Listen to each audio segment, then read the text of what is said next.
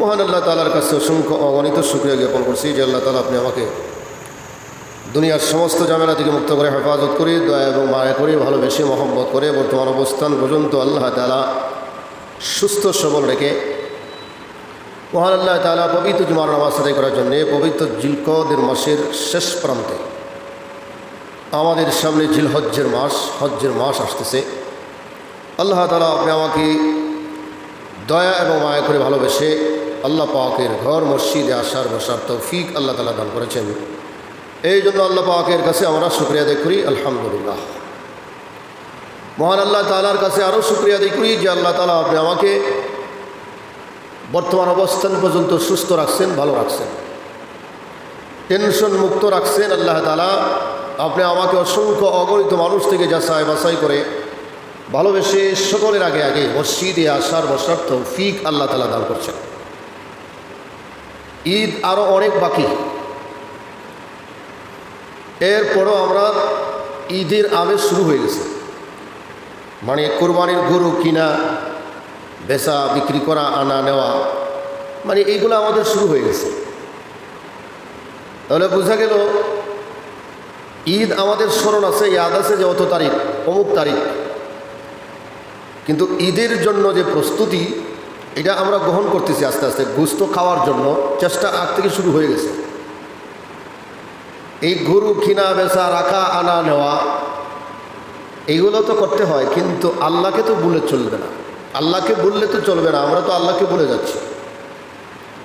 ব্যবসার জন্য, টাকার জন্য, লাভের জন্য, দুনিয়ার ফায়দার জন্য, দুনিয়া হাসিল করার জন্য আমরা আল্লাহকে ভুলে গেছি, আল্লাহকে ভুলে যাচ্ছি আমরা, অথবা ভুলে গেছি অনেকে।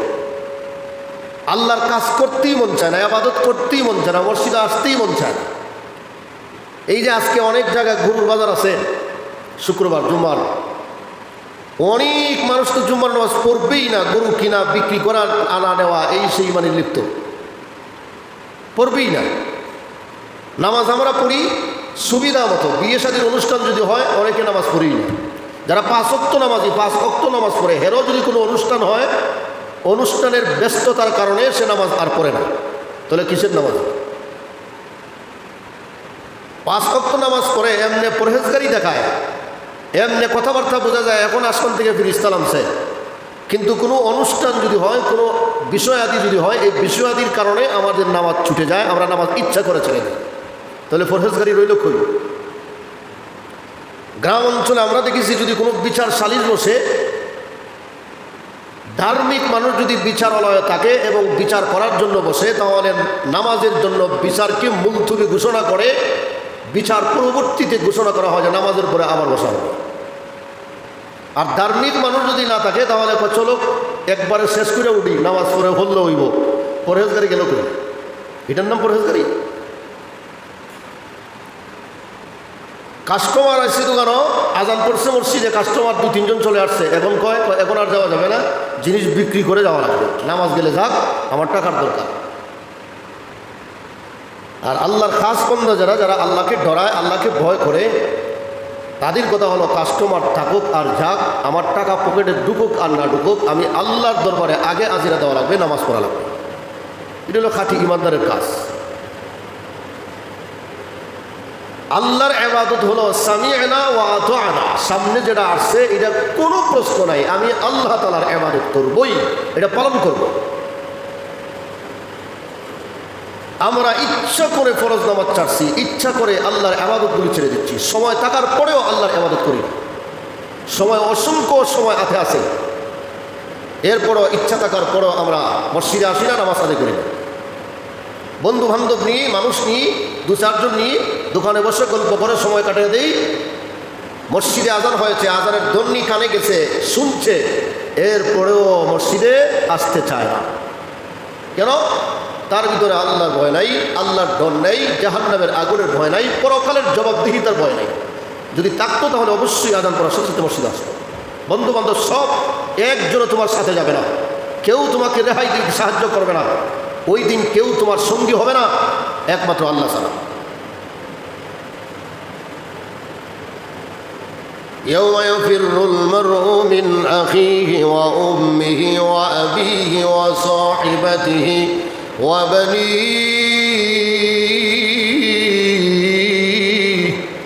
আল্লাহ বলেন কিয়ামতের ময়দানে হাসরের মাঠে তোমার মা, তোমার বাবা, তোমার আত্মীয় স্বজন, তোমার ওয়াইফ, তোমার ভাই, তোমার বোন, তোমার যে কোনো কাছের লোক তোমাকে সহযোগিতা করবে না, কেউ তোমার কাছে আসবে না।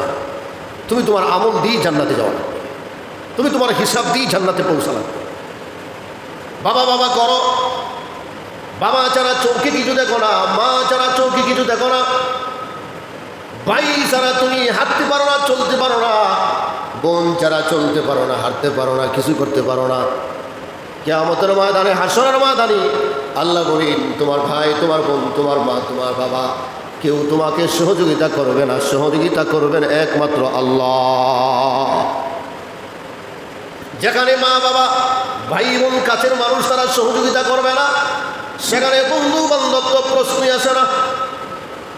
আর এই কিয়ামতের ময়দানে সাহায্য করবে দূরের কথা, দুনিয়াতে থাকা অবস্থায় বিপদে পড়লে কেউ কাছে যায় না, দুনিয়াতে বিপদে পড়লে কেউ কাছে আসে না, কেউ দেখা করে না।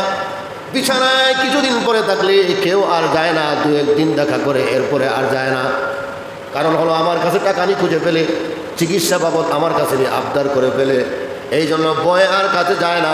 দুনিয়ার থাকা অবস্থায় বন্ধু বন্ধুকে বলে যায়, মা সন্তানকে বলে যায়, বাবা তার সন্তানকে বলে যায়, সন্তান তার বাবাকে বলে যায়। স্বার্থে আঘাত করলে কেউ কাউকে দেখে না, কেউ কার কাছে যায় না। এই জন্য আল্লাহ রাব্বুল আলামিন বলেন ইয়াউমা ইয়াফিরুল মারউ মিন আখি ওয়া উম্মিহি ওয়া আবি ওয়া সাহিবাতিহি ওয়া বানি লিকুল্লি ইমরিইন মিনহুম ইয়াউমা ইযিন শাআনুন ইউগনি। আল্লাহ রাব্বুল আলামিন বলেন কিয়ামতের ময়দানে, হাসরের ময়দানে তোমার মা, তোমার বাবা, তোমার বোন, তোমার ভাই, তোমার বন্ধু বান্ধব, তোমার ওয়াইফ, তোমার সন্তান তোমার কাজে আসবে না, কেউ তোমাকে কোনো সহযোগিতা করবে না, কেউ তোমাকে সাহায্য করবে না। একমাত্র সাহায্যকারী থাকবে কিয়ামতের ময়দানে আল্লাহ। আল্লাহ ছাড়া সাহায্যকারী, আল্লাহ ছাড়া সহযোগিতাকারী, আল্লাহ ছাড়া তোমাকে উদ্ধারকারী সেই দিন কেউ আর থাকবে না। সুবহানাল্লাহ, কেউ থাকবে না। এই জন্য ইবাদত যে যত বেশি করবে তার পাওয়ার তত বেশি থাকবে, যে যত নেক আমল করবে তার পাওয়ার তত কিয়ামতের ময়দানে বেশি থাকবে। যে যত নেক আমল বেশি করবে তার মর্যাদা সেদিন বেশি হয়ে যাবে। যে যেদিন বেশি আমল করবে তার মর্যাদা তত উচ্চ মর্যাদা পৌঁছায় দেওয়া হবে। নামাজ পড়ছো, রোজা রাখছো, হজ করছো, যাকাত দিয়েছো, আল্লাহর বন্দেগী করেছো, ইবাদত করেছো, আল্লাহ রাব্বুল আলামিন বলেন এমন এমন বান্দা আছে, এমন এমন বান্দা বান্দি আছে, আমি আল্লাহ তাআলা তাদেরকে বিনা হিসাবে জান্নাতে পৌঁছায় দিব, তাদের কোনো হিসাব লাগবে না। আল্লাহু সারিউল হিসাব, আল্লাহর হিসাব হবে দ্রুত গতিতে, তাড়াতাড়ি, দেরি হবে না। কিয়ামতের ময়দানে, হাসরের ময়দানে আল্লাহ রাব্বুল আলামিন বলবেন লিমানিল মুলকুল ইয়াউম, আজকে রাজত্ব কার, আজকে বাদশাহিত্ব কার, আজকে ক্ষমতা কার? কেউ জবাব দিবে না, কেউ জবাব দিবে না, কেউ জবাব দিবে না, কেউ কোনো আওয়াজ করবে না, মাথা নত করে বসে থাকবে। আল্লাহ তাআলা নিজেই প্রশ্নের জবাব দিবেন, লিল্লাহিল ওয়াহিদিল কাহ্হার, আমি আজকের দিনে বাদশাহিত্ব, আজকে রাজত্ব আমার, ক্ষমতা আমার, পাওয়ার আমার।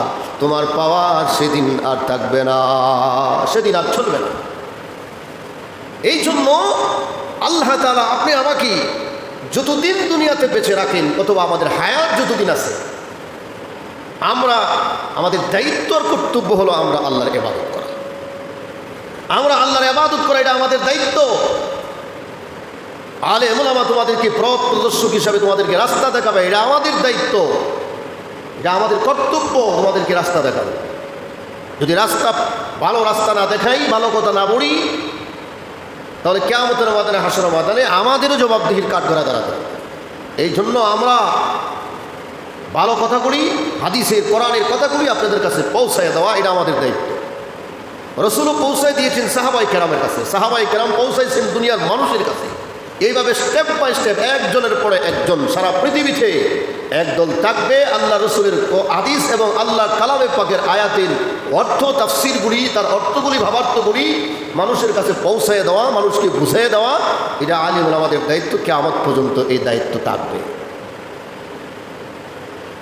আল্লাহ রব্বুল আলামিন আপনি আমাকে এই পৃথিবীতে কেন পাঠাইলেন, কেন আসলাম? শুধু আমরা এখানে তামাশা করার জন্য, খেলা করার জন্যে, আমরা এখানে খাওয়ার জন্য, ঘুমাবার জন্য আসিনি। আল্লাহ তাআলা আপনি আমাকে পাঠাইছেন ইবাদত করার জন্য। ইবাদত যখন করব, শান্তিতে কবরে ঘুমাবো, সেদিন ঘুম থেকে কেউ জাগাবে না, কেউ ডাকবে না। এক ঘুমে 40 বছর যাবে, কেউ ডাকবে না। সেদিন তোমাকে কেউ ঘুম থেকে তুলবে না, ঘুমাবে।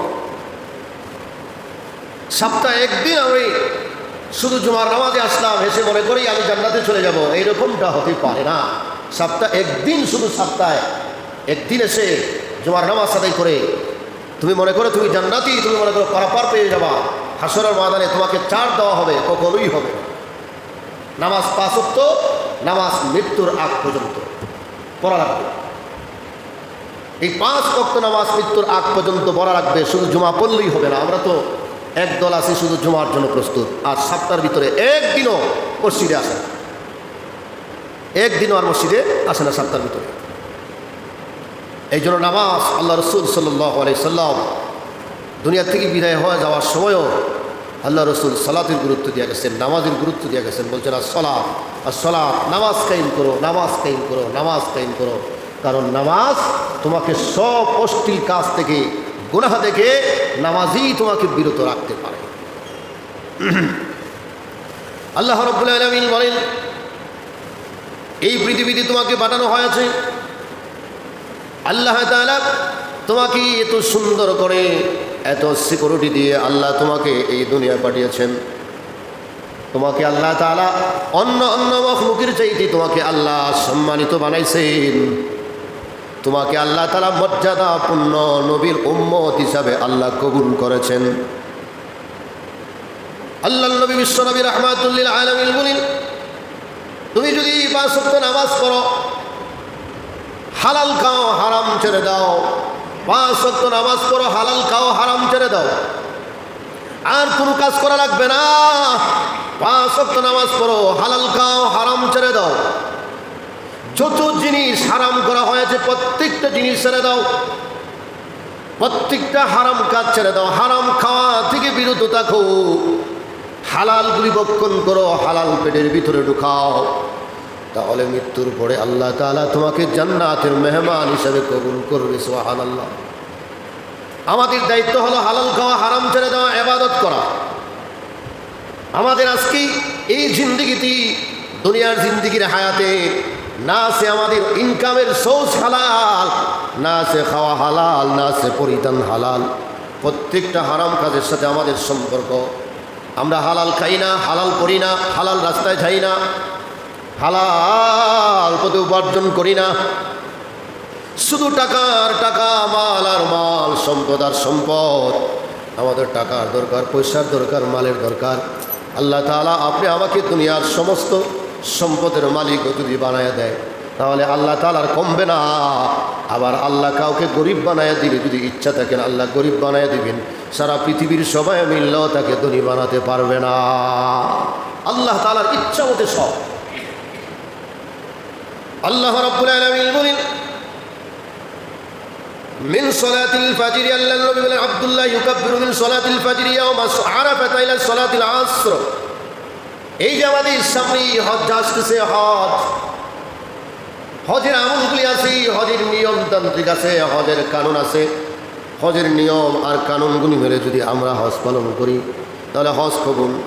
নামাজ যদি আল্লাহর কানুন মেনে, আইন মেনে, শরীয়তের বিধান মেনে যদি নামাজ পড়ি, নামাজ কবুল। কোরআন তেলাওয়াত যদি আল্লাহ তাআলার আইন মেনে, নবীজির তরিকা মেনে কোরআন তেলাওয়াত করি, জিকির করি, জিকির কবুল, কোরআন তেলাওয়াত কবুল। এক কথায় আল্লাহর বিধান আর নবীর তরিকা ছাড়া কেউ যদি কোনো আমল করে, সে আমল আল্লাহর দরবার পর্যন্ত পৌঁছবে না, আল্লাহর দরবার পর্যন্ত যাবে না। জিকির, আজকার, কোরআন তেলাওয়াত, খাওয়া দাওয়া, উঠা বসা, পান করা, ব্যবসা বাণিজ্য, রাষ্ট্র পরিচালনা, যা কিছু আছে সব আল্লাহ তাআলার কোরআন অনুযায়ী এবং শরীয়তের আইন অনুযায়ী যদি পরিচালনা হয়, তাহলে আমাদের সব কিছু হবে হালাল। 2 নম্বর মাল বেচে 1 নম্বর মালের কথা যদি বলো, এই ব্যবসা হবে হারাম, পরিষ্কার কথা। 2 নম্বর মাল বেচে যদি তুমি 1 নম্বর মালের কথা বলো, তাহলে এই ব্যবসা হারাম হবে। এই জন্য আমাদের প্রত্যেকটা কাজের বিষয়ে সতর্ক থাকতে হবে। যেহেতু আমরা মুসলমান, আমরা ইমানদার, আমরা জাতিগতভাবে আমরা মুসলমান, এই কথা দাবি করার জন্য আমাদের গৌরব করতে হবে যে আমরা মুসলমান। আমরা শান্তিতে আছি, ভারতের মুসলিমরা শান্তিতে নাই, আমরা শান্তিতে আছি। আমাদেরকে কেউ মসজিদে আসতে বাধা আপত্তি করে না। আমাদেরকে গরু জবাই করতে কেউ বাধা আপত্তি করে না। আমরা আমাদের মতন করে করতে পারতেছি। কিন্তু ভারত এত সোজা নয়। ভারত মুসলিমরা ইচ্ছা করলেই গরু জবাই করতে পারে না, ইচ্ছা করলেই মসজিদে আসতে পারে না, ইচ্ছা করলেই আজান দিতে পারে না। কত বাধা বিপত্তি আপত্তি আছে ওই দেশে চলছে। নিধন করা হচ্ছে মুসলমানদেরকে, নির্যাতন করা হচ্ছে মুসলমানদেরকে, মারা হচ্ছে মুসলমানদেরকে, টেনে হেসড়ে রাস্তায় ফেলে মারা হচ্ছে, মা বোনদের ইজ্জত লুণ্ঠন করা হচ্ছে। এই ভারতবর্ষে এর নাম হলো ভারত। আমাদের দেশে আমরা চাই শান্তিতে থাকতে, সব দল মত নির্বিশেষে প্রত্যেক জাতির মানুষ আমরা চাই শান্তিতে বসবাস করতে, আমরা অশান্তি চাই না। কিন্তু মুসলমানরা কোনোদিন অশান্তি সৃষ্টি করতে চায় না এবং করেও না। যত অশান্তি সৃষ্টি করে সব ইহুদি খ্রিস্টান আর বিধর্মীরা অশান্তি সৃষ্টি করে, মুসলমানদের উপরে চাপ সৃষ্টি করে দেয়, মুসলমানদের উপরে দোষ সাব্যস্ত করে দেয়, মুসলমানদের উপরে ঘাড়ে এই সাব্যস্তগুলি দোষগুলি চাপিয়ে দেওয়া হয়। আল্লাহ রাব্বুল আলামিন আপনি আমাকে বড় শান্তিতে রাখছেন। আমরা ইবাদত করতে পারতেছি, আমরা নামাজ পড়তে পারতেছি, মসজিদে আসতে পারতেছি, মসজিদের মিনারায় আজান হচ্ছে, কেউ বাধা দিচ্ছে না। কিন্তু ভারতে এত সোজা নয়। কোনো জায়গায় আজান বন্ধ করা হচ্ছে, মারা হচ্ছে, পেটানো হচ্ছে, নির্যাতন করা হচ্ছে, সব করা হচ্ছে। আমার কোনো ভাই, মুসলমান আমরা আজকে নির্যাতিত, নিপীড়িত, নিষ্পেষিত কেন? আমাদের ঈমান দুর্বল। আমরা ঈমান দাবি করি, কিন্তু ঈমানের যে শাখা প্রশাখা আছে, ঈমানের যে দায়িত্ব আছে, এই দায়িত্বগুলি আমরা সঠিকভাবে পালন করতে পারতেছি না এবং পারি না। বিদায় আমাদের ঈমান দুর্বল হয়ে গেছে। ঈমান একেবারে পাওয়ারফুল থেকে আমাদের ঈমান একেবারে নষ্ট হয়ে যাচ্ছে। আমরা শুধু দাবি করছি যে আমরা ঈমানদার, কিন্তু আসলে মূলত খোঁজ করলে কিছুই নেই। কেন? যে আমাদের সামনে অনবরত গুনাহ হচ্ছে, অন্যায় হচ্ছে, জুলুম হচ্ছে, বেআইনি কাজ হচ্ছে, এরপরও আমি বাধা দিচ্ছি না। মুখ দিয়া বলার সাহস থাকলে মুখ দিয়া বলতে পারতেছি না, হাত দিয়া বলার সাহস থাকলেও হাত দিয়া বলতে পারতেছি না, অন্তর দিয়া ঘৃণা করার কথা ছিল এটাকে ঘৃণাও করতে পারতেছি না। কারণ ঘৃণা না কইরা আরও যদি তার বিরুদ্ধে কেউ প্রতিবাদ করে, এই প্রতিবাদীর সাথী না হইয়া, যে অন্যায় করছে, জুলুম করছে, তার সাথী হইয়া একজন ভালো মানুষের বিরুদ্ধে সমালোচনা করে, এইটা হলো আমাদের অভ্যাস। আপনার চোখের সামনে অন্যায় হচ্ছে, আপনি প্রতিবাদ করলেন, আপনার পক্ষপাতিত্ব না হয়ে যে জুলুম করছে, অন্যায় করছে, তার পক্ষে মানুষ চলে যায়, তার পক্ষপাতিত্ব হয়ে আপনাকে বেইজ্জত করবে, আপনাকে লাঞ্ছিত করবে, আপনাকে বঞ্চিত করবে, আপনাকে কথাবার্তা বলবে, আপনার শরীরে হাত দিবে, আপনাকে গালি দিবে, আপনাকে মারবে, সব করবে। জুলুমের শিকার হয়ে আপনি অসহায় হয়ে বিচার একমাত্র আল্লাহর দরবারে দেওয়া ছাড়া আর কোনো পথ নাই। আল্লাহ নবী বিশ্বনবী রাহমাতুল আলামিন বলেন, আয-যুলুমু যুলুমাতি ইয়াওমাল কিয়ামাহ। যারা জুলুম করে জুলুম শুধু রাজা বাদশারা করে না। আপনি আপনার ওয়াইফের উপরে জুলুম করতে পারেন কি পারেন না? পারেন। আপনার ওয়াইফও আপনার উপরে জুলুম করতে পারে, আপনার ভাইয়ের উপরে আপনি করতে পারেন, আপনার বাবার উপরে আপনি করতে পারেন, আপনার মার উপরে আপনি করতে পারেন, আপনার বোনের উপরে আপনি করতে পারেন। যে কোনো বিষয়ে যদি আপনি জুলুম করেন, কারো উপরে পাড়া প্রতিবেশী হোক, নিজের আত্মীয় স্বজন হোক, রক্ত সম্পর্ক হোক, অথবা বাহির কোনো লোক হোক না কেন, তার উপরে যদি জুলুম করেন, আল্লাহ নবী বলেন, বিশ্ব নবী বলেন, কিয়ামতের ময়দানে, হাসরের ময়দানে আল্লাহ তাআলা ওই জুলুমকারীদেরকে অন্ধ বানায়া তুলবে। নাউযুবিল্লাহ। কি বানায়া? অন্ধ, চোখে দেখবে না সেদিন। তারা বলবে, আল্লাহ, দুনিয়ার টাকা অবস্থা চোখ ছিল, এখন চোখ নাই, অন্ধ হয়ে গেলাম কেন? আল্লাহ বলেন, মনে নাই? পাশের মানুষের উপরে জুলুম করছো, ভাইয়ের উপরে জুলুম করছো, মার উপরে জুলুম করছো, বাবার উপরে জুলুম করছো, মানুষের উপরে জুলুম করে সম্পদ জমা করছো, অন্যায়ভাবে মানুষের মারছো, জুলুম করছো, অন্যায়ভাবে মানুষের সম্পদ গ্রাস করেছো, জুলুম করছো, অন্যায়ভাবে তার উপরে হাত তুলেছো, জুলুম করেছো, অন্যায়ভাবে যা মন চায় তাকে গালি দিয়েছো, সে কথা বলে নাই, সে মজলুম হয়েছে, তুমি জুলুমকারী হয়েছো। আজকে কিয়ামতের ময়দানে তুমি জুলুমকারী অন্ধ হয়ে উঠবা, আর যার উপরে জুলুম করা হয়েছে তাকে বাদশা বানায় দেওয়া হবে। সুবহানাল্লাহ। তাকে বাদশা বানায় দেওয়া হবে। এই জন্য শক্তি পাওয়ার পাইলেই কারোর উপরে জুলুম করা যাবে।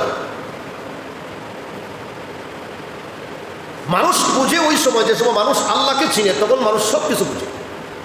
আল্লাহকে যখন চিনবে তখন জুলুমও করবে না, অন্যায় করবে না, ভুল করবে না, এবং মানুষের উপরে কোনোদিন অন্যায়ভাবে আঘাত করবে না, মানুষের সম্পদ আত্মসাৎ করবে না, মানুষের ঘরে চুরি করবে না, মানুষের ঘরে ডাকাতি করবে না, অন্যায় জুলুমের শিকার হবে না, মানুষকে করবে না। যখন আল্লাহকে চিনবে তখন সে সব চিনবে, দুনিয়ার সব চিনে যাবে, দুনিয়ার সব চিনবে, পরিচয় লাভ করবে দুনিয়ার সব। যারা আল্লাহর হক আদায় করতে পারে না এরা কোনোদিন বান্দার হক আদায় করতে পারে না, কোনোদিন না। কারণ আল্লাহর হক আদায় করতে পারলেই সে বান্দার হকের বিষয় বুঝবে। আর আল্লাহর হক নামাজ, রোজা, হজ, যাকাত, শরীয়তের বিধান, এগুলো আল্লাহর হক যদি পালন করেন না, কিয়ামতের ময়দানে আল্লাহর কাছে জবাবদিহিতা করতে হবে। আর যদি দুনিয়ার জিন্দিগির হায়াতে 60 বছর 50 বছরের ভিতরে কোনো কান্দা ফাঁকেদা যদি একটা নেক আমল আল্লাহর দরবারে কবুল হইয়া যায় এবং হয়ে থাকে, সেটা আপনি বলতে পারেন না হয়ে গেছে, আল্লাহ বলবেন এটার উসিলায় আমি তোমাকে ক্ষমা করে দিব, সুবহানাল্লাহ। কিন্তু বন্দার হক যদি মারো, আমি আল্লাহরও ক্ষমতা নাই তোমাকে হক, তোমাকে মানে কি করার, তোমাকে জান্নাতে দেওয়ার, তোমাকে ক্ষমা করে দেওয়ার আমি আল্লাহর ক্ষমতা নাই। তুমি যার হক মারছো, যার উপরে জুলুম করছো, যার প্রতি অন্যায় করেছো, তার কাছেই মাপ চাওয়া লাগবে। এখন বলেন দেখি, কিয়ামতের ময়দানে কবরের ভিতরে টাকা চলবে? টাকা আসেনি কবরের ভিতরে? টাকা আছে? নাই। হাসরের ময়দানে স্বর্ণ নাই, রূপা নাই, মণিমুক্তা নাই, ধান চাল নাই, দোকানদারির কোনো ব্যবসা প্রতিষ্ঠানের কোনো সিস্টেম নাই, আছে কোনো নাই। টাকা দিয়া 50-100 দিয়া তারে ঘুষ খাওয়ায় আমার পক্ষে আইন না, আমার কথা বলালাম, আমার কথা বললো, আমার কথা বললে আমাকে জিতাইয়া দিল, তারপরে জুলুম করেছে, ঠিক কিনা? জুলুম করেছে। এইরকম বিচারে আপনাদের এই সাইডে নাও থাকতে পারে, কিন্তু বাংলাদেশের অন্য অন্য এলাকায় অভাব নাই, আছে না? নাই, আছে। 1000 টাকা দিলে আপনার পক্ষে কথা বলে বিচার উল্টায় পাল্টায় আপনার পক্ষে নিয়ে আসে। টাকা না দিলে মুখে জবান বন্ধ, কথাই বলে না, আসেনি না? নাই, আছে। আরও আপনার বিপক্ষে গিয়ে আপনি কিন্তু নিয়ায় আপনি বিচার পাওয়ার কথা, কিন্তু টাকা খাওয়ার কারণে আপনি বিচার পাইলেন না। টাকা খাওয়ায়া এমন অবস্থা করেছে, সব উল্টায়া পাল্টায়া আপনার বিপক্ষে নিয়ে আপনার উপর আর উল্টা জরিমানা করেছে, আপনারা কানো ধরাইছে, সমাজের মানুষের সামনে আপনারা তাহলে মাপ চাওয়াইছে। এরকম বিচারই আসেনি না? নাই। আমার কোনো ভাইয়েরা, যারা এরকম করে কিয়ামতের ময়দানে আল্লাহ বলেন এরা জুলুমকারী, জুলুম করেছে, সে অন্ধ হয়ে আল্লাহর দরবার উঠবে, তার চক্ষু থাকবে না, সে অন্ধ হয়ে এমনি এদিক সেদিক তাকাবে, কাউকে চিনবে না। আল্লাহকে ডাক দেওয়া বলবে, আল্লাহ দুনিয়ার থাকা অবস্থায় আমার চোখ ছিল, এখন কেন চোখ নাই? আল্লাহ বলবেন তুই মানুষের উপরে জুলুম করছ, এই জন্য আমি আল্লাহ তোকে অন্ধ বানায় কিয়ামতের মাঠে তুললাম, নাউযুবিল্লাহ। আমার পরে ভাইরা, আল্লাহ রাব্বুল আলামিন বলেন কিয়ামতের ময়দানে সব কিছুর হিসাব দেওয়া লাগবে। একটা চুল পরিমাণ হিসাব না দিয়া কেউ এদিক সেদিক নড়াচড়া করতে পারবে না, এদিক সেদিক যাইতে পারবে না, একটু এই দিক সেদিক তাকাতেও পারবে না। আল্লাহ রাব্বুল আলামিন এমনভাবে তোমাকে দাঁড় করায় রাখবে, এমনভাবে দাঁড় করায় রাখবে কিয়ামতের ময়দানে, হাসরের ময়দানে, যেদিন হাসরের মাঠ কায়েম হয়ে যাবে। আল্লাহর নবী বলেন আমরা যে নামাজে দাঁড়াই, নামাজে 2 পা পাক করে যতটুকু জায়গা খালি আছে, মধ্যখানে যতটুকু জায়গা খালি থাকে, প্রত্যেকটা মানুষকে এতটুকু জায়গা দেওয়া হবে। কেউ এই দিক সেদিক নড়াচড়ার কোনো মতন ক্ষমতা নাই, শুধু এই জায়গার মধ্যে দাঁড়ায় থাকতে হবে, শুধু এই জায়গার মধ্যে দাঁড়ায়া 1 দিন 2 দিন না, 50,000 বছর দাঁড়ায় থাকতে হবে। সুবহানাল্লাহ। কত? 50,000 বছর। ইচ্ছা করলে ট্যাং সারানো যায়, লম্বা করা যায়, আড়ানি যায়, মেলানিও যায়, কিন্তু কিয়ামতের ময়দানে, হাসরের ময়দানে ইচ্ছা করলে পা লম্বা করতে পারবেন না, হাত উড়াই দিতে পারবেন না, এমনি আপনি যা মন চায় তা করতে পারবেন না। ওই দিকে দাঁড়ায় থাকতে হবে, সোজা দাঁড়ায় থাকতে হবে, কল্লা মাথা এই দিক সেদিক করার কোনো ক্ষমতা নাই। আল্লাহ রাব্বুল আলামিন বলেন ওই দুনিয়ার থাকতে ক্ষমতা দেখাইছো, কিন্তু হাসরের মাঠে ক্ষমতা চলবে না। লিমানিল মুলকুল ইয়াউম, আজকে ক্ষমতা আমার, আজকে ক্ষমতা কার? আল্লাহ বলবেন লিল্লাহিল ওয়াহিদিল কাহ্হার, আজকে ক্ষমতা আমার, আজকে রাজত্ব আমার, আজকে পাওয়ার আমার। দুনিয়ার রাজা বাদশারা কোথায়? ফেরাউন কোথায়? হামান কোথায়? আবু জেহেল কোথায়? উতবা সাহেবা কোথায়? তারা কোথায়? কত ক্ষমতা ছিল। আল্লাহ সবার সামনে আঙ্গুল তুলে বলবে লিল্লাহিল ওয়াহিদিল কাহ্হার, আজকে ক্ষমতা আমার, তোমাদের ক্ষমতা আজকে চলবে না। চলবে? চলবে না। রিক্সা তুলছো, পাওয়ারফুল রিক্সা চালা, বেটা গরিব, ভাড়া 10 টাকা বেশি খুঁজছে ভালো, তাকে তাপ্পড় দিতে পারবা না, তাকে মারতে পারবা না, ইচ্ছা থাকলে 10 টাকা বেশি দাও, না থাকলে তার পুণ্য বাড়া দিয়ে বিদায় নাও। তার সাথে তর্কাতর্কি করে আঘাত করতে পারবে না, কারণ সে নিরীহ অসহায়। তোমার পাওয়ার আছে, তাকে থাপ্পড় মেরেছো, আঘাত করেছো, আল্লাহর কাছে জবাব দেওয়া লাগবে। লাগবে কি লাগবে না? লাগবে। বিচার মানুষের হবে, পশুরও বিচার আছে, আছে না নাই? এক পশুর শক্তি আছে, মনে করুন গরুর শক্তি আছে, আরেকটারে ফার মেরা সিং বন গেলাইছে, আছে না নাই? আল্লাহ তাআলা কিয়ামতের ময়দানে, হাসরের ময়দানে যারা শক্তি আছে ফার মেরা আরেকটারে সিং বন গেলাইছে, ওইটার সিং নিয়া ওইটার মাথার মধ্যে লাগাইয়া দিব, আল্লাহর বিচার হয়ে যাবে। আল্লাহ তাআলা বলেন আমার বিচার হবে একটি ইনসাফ, ইনসাফযুক্ত বিচার হবে, বেইনসাফি করা হবে না, বেইনসাফি করা হবে না, ইনসাফের বিচার করা হবে। দুনিয়ার বিচার হবে না, ঘুষকায়া উল্টায়া পল্টায়া করবে না, ইনসাফের বিচার করা হবে। গরুর সিং ভেঙে গেলাইছো, আরেকটা গরুর সিং আইনা যেটা ভাঙছে এটার মাথার মধ্যে লাগাইয়া দেওয়া হবে। এই জন্য বিশাল মাইল হারাম, হারাম হারাম, বিশাল মাইল হারাম। যারা করায় তারা হারাম কাজ করি, তারা এই যে গরু দিয়া মার করায়, এটা শরীয়তের পরবর্তী, শরীয়তের কোনো আইনে নাই। কিয়ামতের ময়দানে অবশ্যই আল্লাহর দরবারে জবাব দেওয়া লাগবে, আল্লাহর দরবারে জবাবদিহির কাঠ গড়ায় দাঁড়াতে হবে। এই জন্য আঘাত একটা আরেকটা করাইছো তোমার পাওয়ার দিয়া, এটা দিয়া খাওয়াইয়া খুব শক্তিশালী বানাইছো। আল্লাহ শক্তি দিছে, না হলে শক্তি হওয়ার কথা নাই। এইটারে ফার্মাইরা পেটকানা করে লিছে, এইটারে ফার্মাইরা সিং ভেঙে গেলাইছে। এই যে করাইছো কিয়ামতের ময়দানে অবশ্যই আল্লাহর দরবারে জবাব দেওয়া লাগবে। লাগবে কি লাগবে না? লাগবে। আমরা বুঝি না, আমাদের সব বুঝি, কিন্তু নিজের উপরে পড়লে কিছুই বুঝি না। আমরা সব বুঝি, আমি সব জানি, কিন্তু নিজের উপরে যখন পড়ে তখন কিছুই বুঝি না।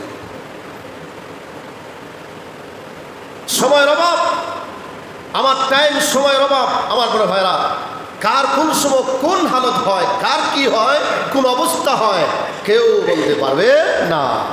আমার অবস্থা, আপনার অবস্থা, কোন সময় কোন হালত হবে, কি অবস্থা আসবে, একটু পরে আমার কি হবে, আপনার কি হবে, কেউ বলতে পারবেন? পারবেন। চট্টগ্রামের রাঙ্গুনিয়া, চট্টগ্রামের রাঙ্গুনিয়া 4 ভাই একসাথে থাকে, মানে কয় ভাই?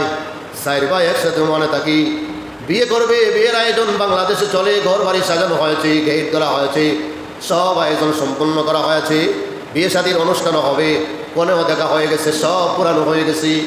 ওমান থেকে মার্কেট করবে, 4 ভাই একসাথে এক গাড়িতে বের হয়েছে, মার্কেট করবে। কিন্তু আল্লাহর কি মহিমা, আল্লাহর কি হুকুম, 4 ভাই একসাথে গাড়ির ভিতরে মারা গেছে। 4 ভাই একসাথে শেষ। আল্লাহর হুকুম কেউ কন্টাতে পারবে না। 4 ভাই দিয়ে একসাথে মারা যাবে, কেউ জানে না, মাও জানে না, বাবাও জানে না, তারাও জানে না 4 ভাই একসাথে মারা যাবে, একজনও মারা যাবে, কেউ জানে না।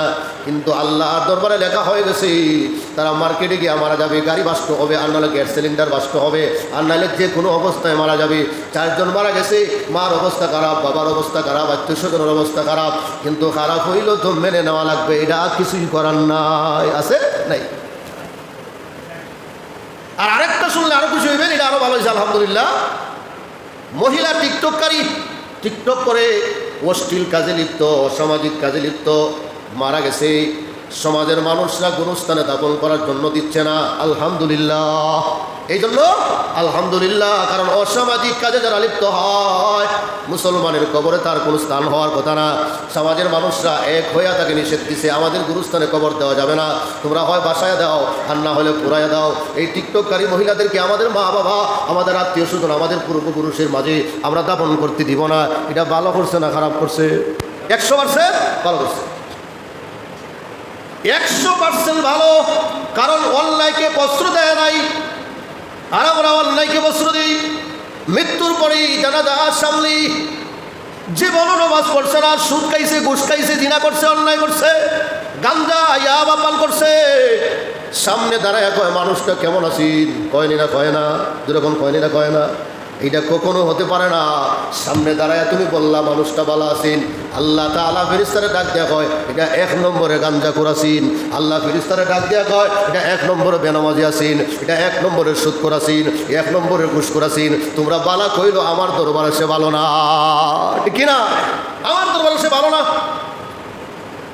তুমি যতই ভালো বলো, ভালো হতে পারে না। ভালো মানুষকে সার্টিফিকেট দেওয়া যায় সে ভালো, কারণ দেখছি সে মসজিদে গেছে, নামাজ পড়ছে, রুকু করছে, সিজদা করছে, হজ করছে, হালাল হারাম তমিজ করে চলছি, হালাল খাইয়েছে হারাম খায় নাই, মানুষের সাথে অন্যায় করে নাই, জুলুম করে নাই, কারোর সাথে কোনো খারাপ আচরণ করে নাই। সে যদি মারা যায়, সামনে দাঁড়ায় যদি বলে মানুষটা কেমন ছিল, অবশ্যই সবাই এক বাক্যে বলবে মানুষটা ভালো আসিন, মানুষটা পরহেজগার আসিন, আল্লাহওয়ালা আসিন। কিন্তু যে নামাজ পড়ে না, রোজা রাখে না, হজ নাই, জাকাত নাই, আল্লাহ নাই, রসুল নাই, ইবাদত নাই, বন্দেগী নাই, সব সামনে দাঁড়ায় যদি বলো মানুষটা কেমন আসিন, 2-4 জন না কইরেও যদি কয় ভালো আসিন, কিন্তু সবাই কিন্তু কয় না, ঠিক না? সবাই কয় না। 2-4 জন যারা না হয়, আত্মীয় স্বজন আর কি, নিজের মানুষ না হয়ে কি তোমার বলতাম, এরা কয়, এরপরও খুব কষ্ট হয় হইতে, যেরকম ঠিক কিনা, খুব কষ্ট হয়। এরপরও যদিও বলো, আল্লাহ কয় এ আমার দরবারে ভালো। আমরা দোয়া করি আল্লাহর দরবারে, রব্বানা রব্বানা আতিনা ফিদ দুনিয়া হাসানাতাও ওয়া ফিল আখিরাতি হাসানাতাও ওয়া কিনা আযাবান নার। আমরা দোয়া করি রব্বানা লিল মুত্তাকিনা ইমামা, রব্বানা লিল মুত্তাকিনা ইমামা, রব্বানা লিল মুত্তাকিনা ইমামা।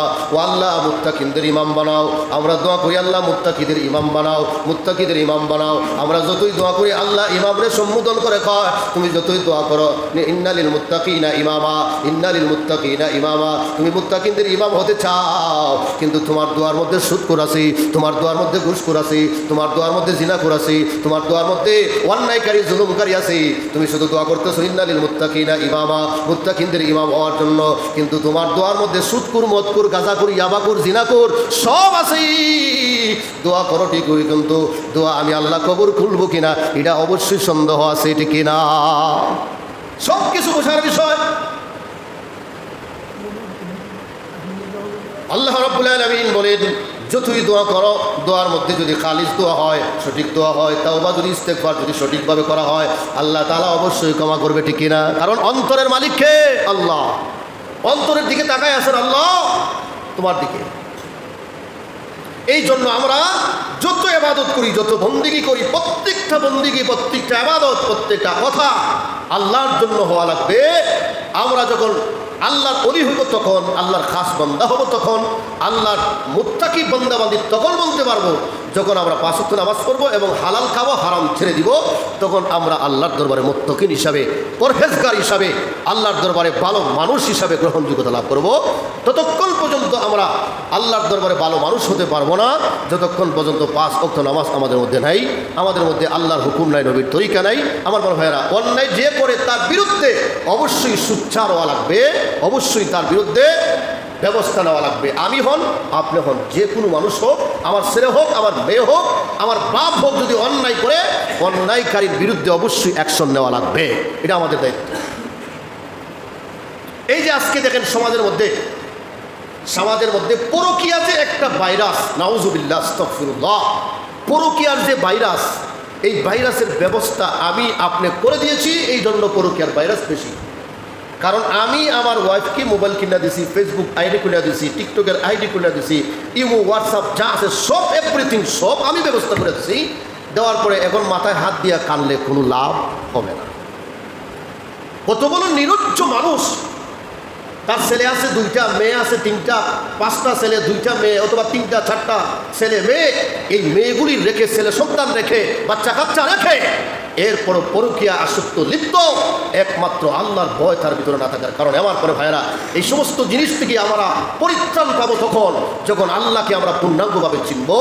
আজকে দেখেন রাষ্ট্রের মধ্যে, দেশের মধ্যে কোরআনের আইন না থাকার কারণে জিনা হয়, ব্যভিচার হয়, 4 বছরের বাচ্চা পর্যন্ত তাকে দর্শন করে মেরে ফেলে, আল্লাহর কোরআনের আইন না থাকার কারণে। যদি কোরআনের আইন থাকতো, অবশ্যই এই অপরাধগুলি মানুষ করতো না। নেপালে প্রধানমন্ত্রী যখন হয়েছে, কয়েকদিন আগে আন্দোলন করে রাষ্ট্র ক্ষমতা ছেড়ে দিয়ে, মানুষ আন্দোলন করে রাষ্ট্রের সরকারকে উৎখান করে বিদায় করে দিয়ে তারা নতুন সরকার তারা বসিয়েছে। এই সরকার বসেই দর্শনের বিচার এক মাসও না, 2 মাসও না, 6 মাসও না, বছরও না, দর্শনের বিচার 12 ঘন্টার ভিতরে কার্যকর করতে হবে, এটা প্রধানমন্ত্রী আইন করে দিয়েছে। যদি এই রকম আইন হইতো আমাদের দেশে, দর্শনের বিচার সরাসরি তাকে মারো, সরাসরি পাথর মেরে তাকে আঘাত করে বিদায় করো, দর্শনের বিচার যদি এরকম হইতো, তাহলে আরেকটা দর্শন করতে মানুষ অবশ্যই ভয় পাইত। আমার বড় ভাইয়েরা, দর্শনের বিচার লাশ ময়রা কবরে হচ্ছে, গল্লা শেষ হওয়ার পরে তার আড্ডি তুল্লা পর্যন্ত ডিএনএ টেস্ট করে, এটা হলো বাংলাদেশের আইন। যেরকম ঠিক কিনা? এটা হলো বাংলাদেশের আইন। কিন্তু দর্শনের বিচার যদি তাড়াতাড়ি হইতো, দ্রুত হইতো এবং সাথে সাথ করা হইতো, তাহলে কেউ সাহস করতো না এইরকম দর্শন করতে।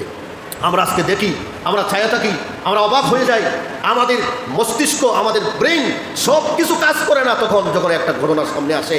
আপনার মেয়ে, আমার বোন, আমার ওয়াইফ, তারও তো আতঙ্ক, কোন সময় কোন কাজ হয়, কোন সময় কাকে কি করে। আপনার ছেলে, আপনার মেয়ে মাদ্রাসায় দিবেন, স্কুলে দিবেন, হ্যাঁ, আপনিও আতঙ্কিত আছেন, ছেলে মেয়ে স্কুলে কীভাবে দিবেন, আপনিও ভয়ের মধ্যে আছেন, কিভাবে দিবেন। এই যে একটা অবস্থা, এই অবস্থা থেকে পরিত্রাণ পাওয়ার জন্য একমাত্র আমাদের দায়িত্ব হলো আল্লাহ তাআলার মহান হুকুম। আমার মনে ভাইয়েরা, এই জন্য শুধু দর্শনরা শুধু আম মানুষও করে না, আলিম ওলামা এর মধ্যে অবশ্যই আছে। যদি থেকে থাকে, আমার কথা হলো তার বিচার হওয়া চাই। যদি আইন অনুযায়ী সব কিছু বিচারালয়ে এনে সাব্যস্ত হয়, দোষী সাব্যস্ত হয়, তার প্রমাণ মিলে, আলেম হোক, জালেম হোক, যে কোনো মানুষ হোক, তার বিচার হইতো না, হইতো না, হইতো, এটা আমরা চাই। কিন্তু আমরা আলিম ওলামাটা হইলে মাশাআল্লাহ একবারে মুখে মুখে, ফেসবুকে, আঁটতে, বইতে, চলতে, ফিরতে, দোকানে, শাসলে, যে কোনো জায়গায়, এবং মিডিয়াওয়ালারাও আল্লাহ দিলে মাশাআল্লাহ এরা ফাইলে উপায় নেই। কিন্তু অহর ঘটনা আলেম ছাড়াও হচ্ছে, এইগুলি বেশি প্রচার হয় না। আমার প্রশ্ন হলো, আলিমের পক্ষপাতিত্ব আমি নিচ্ছি না, যে অন্যায় করে তার বিচার হওয়ার দরকার। আমার কোনো ভাইয়েরা, এই বিচার আল্লাহ দিলে যদি মাশাআল্লাহ বাংলাদেশে যদি দ্রুতগতিতে হইতো, আইন করা হইতো, সাথে সাথে বিচার করা হইতো, তাহলে কেউ সাহস পাইতো না। আল্লাহ তাআলা আমাদের ছেলেমেয়েকে, আমাদেরকে আল্লাহ তাআলা ওই সমস্ত খারাপ